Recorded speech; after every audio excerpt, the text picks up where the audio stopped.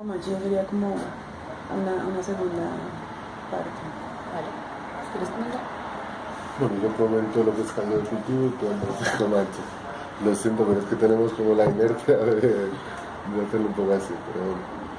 Pero bueno. Bueno, Caldo de Cultivo es un grupo de trabajo interdisciplinar que nos dedicamos a prácticas artísticas en contexto.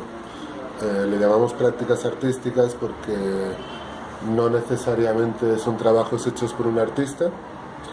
De hecho, en Caldo de Cultivo, pues el que está hablando ahora es un arreglero, yo soy director artístico, a mi lado está Gabriela, que es politóloga, está Guillermo, que es fotógrafo y videoartista, está también John Jairo, que es mediador social, pero además en nuestros proyectos normalmente acostumbramos a incorporar a la comunidad del contexto donde estamos trabajando, que participan activamente en el proyecto, proponiendo también contenido y dándole un mayor significado a los proyectos. Los temas que trabajamos nosotros son temas de ciudad. Ya el hecho de trabajar en colectivo marca como un interés en lo social y lo político. Entonces nosotros nos estamos centrando mucho en los procesos de renovación urbana de las ciudades y cuáles son los discursos que legitiman las violencias que estos procesos implican. Y sobre todo trabajamos con las poblaciones, con las comunidades que se ven desplazadas del desarrollo y al mismo tiempo son víctimas de él. Entonces, Bueno, sí. Para, digamos, nosotros tenemos varios proyectos, digamos, mi motivación específica desde el punto de vista de las ciencias sociales tiene que ver precisamente como con un abismo que sentí desde que ya estaba estudiando entre la manera como se estudia desde un escritorio las prácticas sociales o los procesos sociales y pues lo que está pasando, digamos, concretamente en las ciudades, ¿no? Entonces tenemos toda una serie de categorías para pensarnos la ciudad y para pensarnos la experiencia en la ciudad que no necesariamente se corresponden con lo que está pasando en Bogotá, ¿no? O en nuestro país en general. Entonces, pues el proyecto en particular de Comanche surgió en el marco de una exposición que se llamaba Bogotá SAS, que nos invitaba a reflexionar sobre los años 90 en Bogotá y qué de esos años 90 nos puede hablar también de hoy, ¿no? De los procesos sociales, políticos que hay hoy. Entonces este tema precisamente del habitante de calle, lo que hoy llamamos habitante de calle, que entonces se llamaba desechado, leñero, indigente, era precisamente que en los 90 es como una época profundamente violenta para el país y para la ciudad. Estas personas como víctimas son unas víctimas que han estado históricamente invisibilizadas. Entonces quisimos tratar el tema de lo que se llamó limpieza social, una violencia muy fuerte que sigue sucediendo, pero que en los años 90 pues fue una oleada, digamos que este tipo de violencia viene en ciclos, ¿no? Y nos centramos, pero nos centramos no a partir ya del dolor y de todas las cosas o de las estadísticas, que puede ser una forma de acercarse, sino a través más bien de este personaje que es Comanche, que es, digamos, desde celebrar la vida y de alguna manera, aunque parezca una pues de sentido común, el dar cuenta que quienes habitan la calle también son seres humanos, son pues, ciudadanos y personas que tienen derechos, ¿no? Eso no era sentido común en los años 90. Entonces, nosotros quisimos acercarnos a este tema desde ese punto de vista para poder también dar cuenta de qué manera estos procesos, este proceso, digamos, de limpieza social, que es anterior a grandes procesos de renovación urbana como el del Parque Tercer Milenio, la transformación del Cartucho, pues nos puede hablar, digamos, de una premonición de esas otras violencias por venir, ¿no? Porque el problema de la renovación urbana entendida como paisajismo es que estás escondiendo el problema social, como se dice, barriendo debajo de la alfombra, pero no estás de alguna manera intentando transformar un profundo problema social de desigualdad que hay en este país. Entonces, también nos acercamos a este tema, digamos, desde hace unos años. Yo venía un poco como masticando el tema de Comanche y el tema de la limpieza social en los años 90 y llegamos a él por 2 canciones. Fue una cosa totalmente, sí, digamos, fue una casualidad. La primera pues es la canción de Manu Chao, ¿no? Que el señor Matanza, y la segunda es Pilas gritan los ñeros de Aterciopelados. Entonces mi pregunta, o la pregunta que surgió es, ¿por qué están hablando estas 2 canciones de este tema en el 92-93? ¿Qué estaba pasando para que hayan 2 canciones que nos hablen de este tema? No puede ser casualidad. Y empezando a hacer, digamos, una primera investigación en prensa, lo que empezamos a ver fue que hubo una oleada de limpieza, de lo que se llama limpieza social, que ya el nombre es profundamente violento, ¿no? Muy fuerte, especialmente en el 92. Creo que hubo más o menos, las estadísticas generales hablan de 1.200 NNs entre el 92, entre el 91 y el 92, entre el 92 y el 93, no recuerdo bien. Y en esa época esas muertes fueron, es decir, esas muertes por NNs de limpieza social fueron muchas más de las que hubo en el conflicto armado colombiano, digamos, de enfrentamientos contra insurgentes y lo que sea, ¿no? Digamos, del conflicto político. Eran más víctimas acá en la ciudad, pero eran menos visibles, porque estamos hablando de una época donde estaban explotando bombas, donde mataron a 3 candidatos presidenciales. Entonces estos seres que se entendían como desechables, es decir, ese término ya nos habla de la posibilidad de eliminar a una persona porque no sirve, ¿no? Entonces, bueno, nos acercamos otra vez de eso y quisimos pues entonces rendirle un homenaje a la voz de Comanche, que fue un personaje muy importante para la época. Lo entrevistaron de un discurso en el Consejo después de la muerte de otro líder muy importante que se llamaba Miguel Ángel.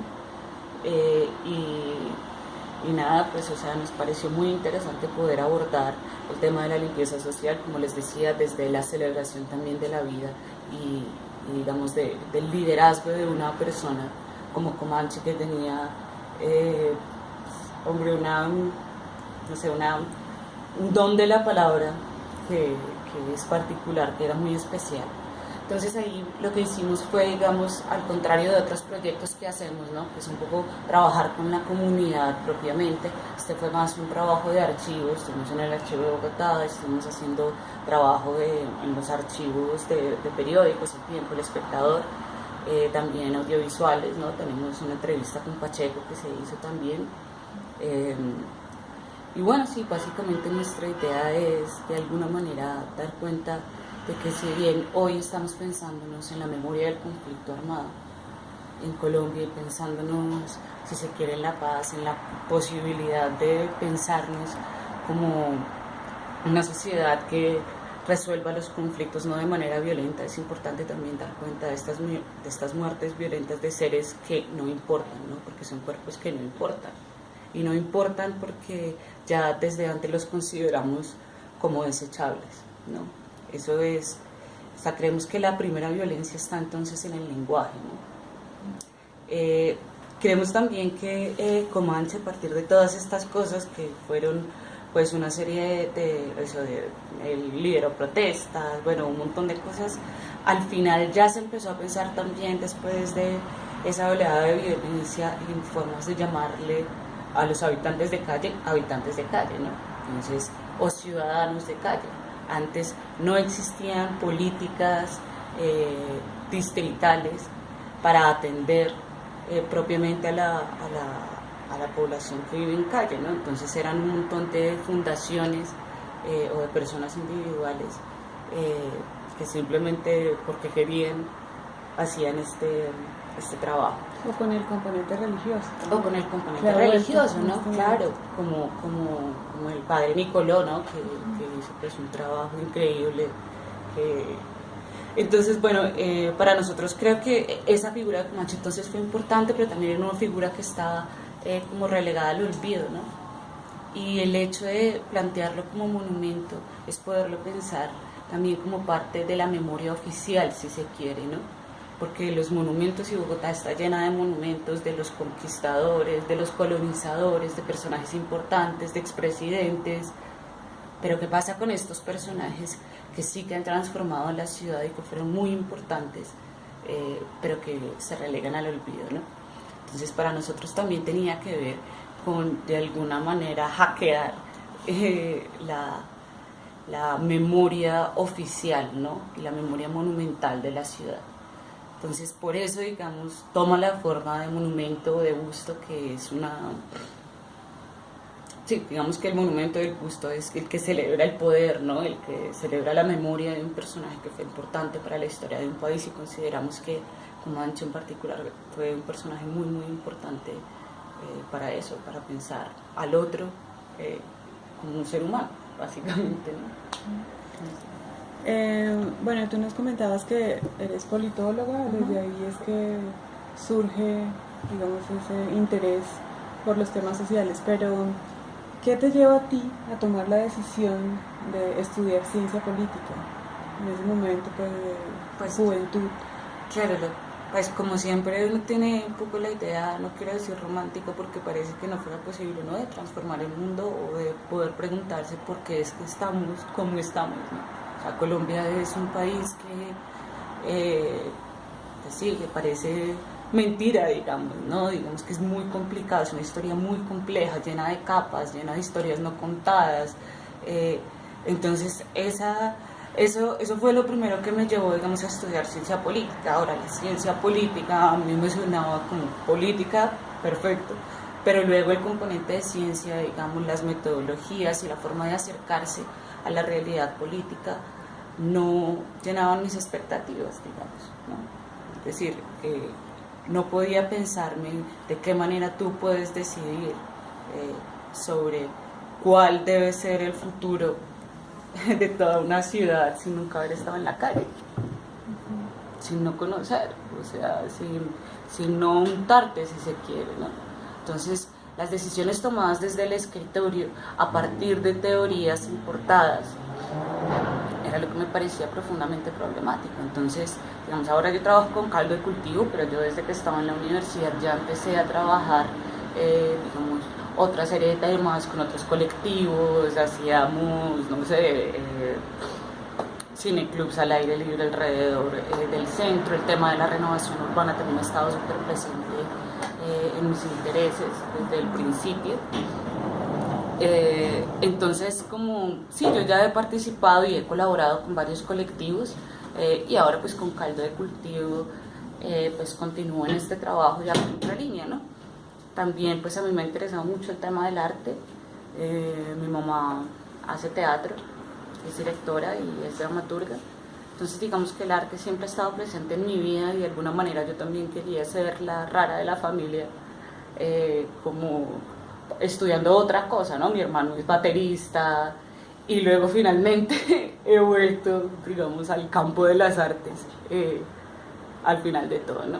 Entonces también estaban, digamos, esas preguntas por las representaciones y por la forma como vemos desde el principio, pero las herramientas de la ciencia política, digamos, que no me permitían acceder de la manera que yo quería a esa realidad.